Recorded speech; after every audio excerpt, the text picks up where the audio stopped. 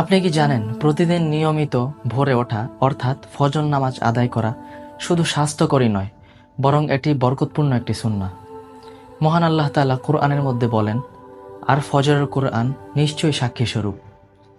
রাসূলুল্লাহ সাল্লাল্লাহু আলাইহি ওয়াসাল্লাম আল্লাহর কাছে দোয়া করতেন, হে আল্লাহ, আপনি আমার উম্মতের সকালকে বরকতপূর্ণ করে দিন। সুবহানাল্লাহ।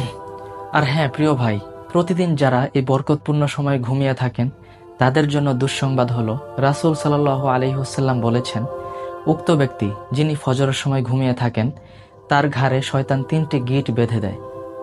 অর্থাৎ তিনি যখন ঘুম থেকে ওঠেন, আল্লাহর নাম নেয়, তখন তার একটি গিঁট খুলে দেওয়া হয়।